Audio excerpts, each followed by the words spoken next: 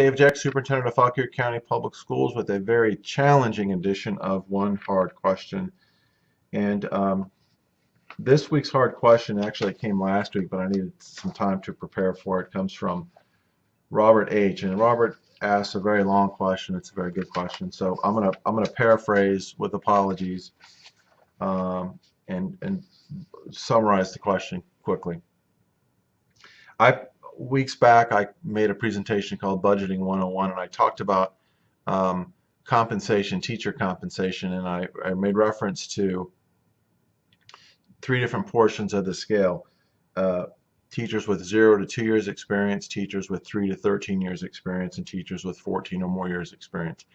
And I stated during the presentation and throughout the whole budget process that half the teachers we lost last year, we lost 100 teachers. Half of the teachers we lost were in steps 3 through 13. That's 50 out of the 100 were in steps 3 through 13.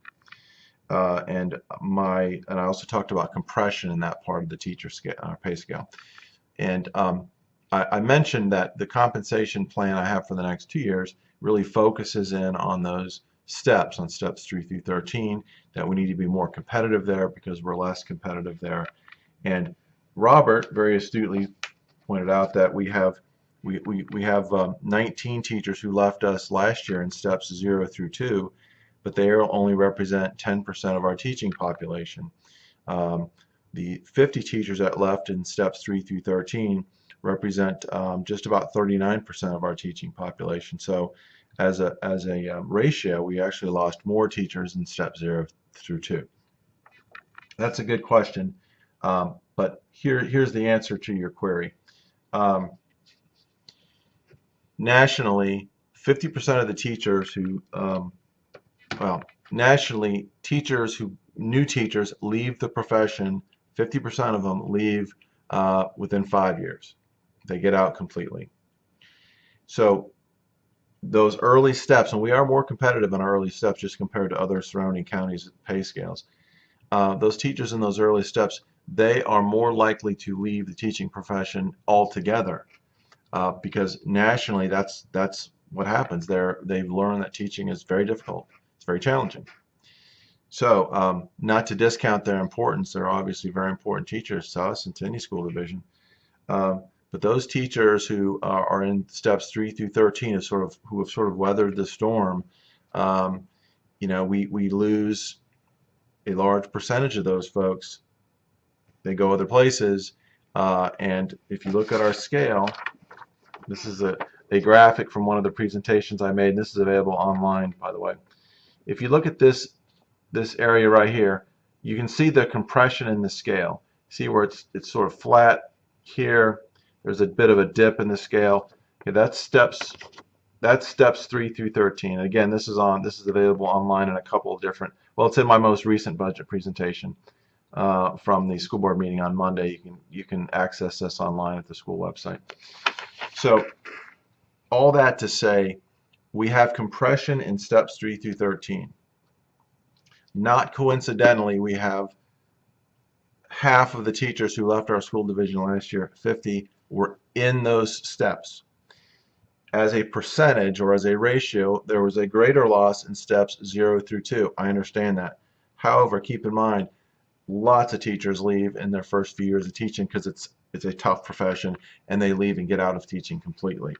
And we are competitive at that portion of our pay scale. We just are in the surrounding counties. We are less competitive in steps 3 through 13, and we lose a lot of teachers in that area.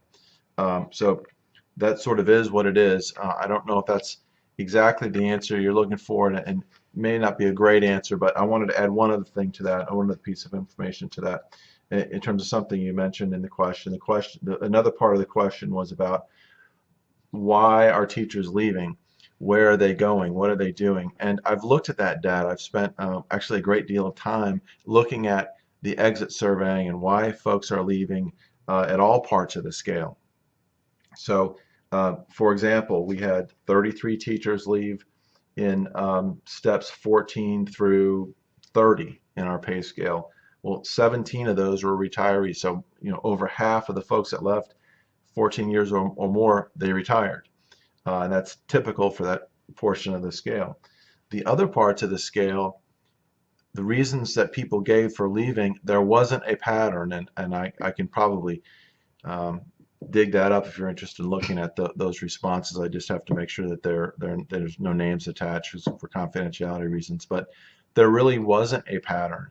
It was all over the board. My spouse is being transferred. I want to work closer to home. I want to make more money. I have health reasons. I have family reasons. I'm leaving the teaching profession. It's they're all, there wasn't a pattern. So I would be lying to you if I said, well, 3 through 13 teachers said they left because they wanted to make more money. That wouldn't be accurate, because that's not what they indicated for them.